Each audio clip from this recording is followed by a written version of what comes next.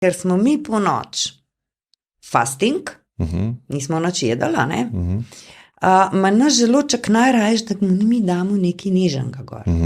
Kuhanga, recimo kuhane kosmiče, a ne, da ga pobožamo. Pa že lahko naložimo še kaj drugega, tudi sadje pa to, a ne. Ker sadje je zelo agresivno lahko na nekatero, a ne. Ni priporočljivo. Za vsako došo, ko sem prej razlagala, je točno določeno sadje, zelenjava, žitarica, olja, stročnice, vse je točno določen. Za enega nekaj je, za drugega pa pač ni. In tudi v samem procesu obdelave, a ne, je nekaj kuhano v redu, nekaj je pa lahko tudi surovo dobro.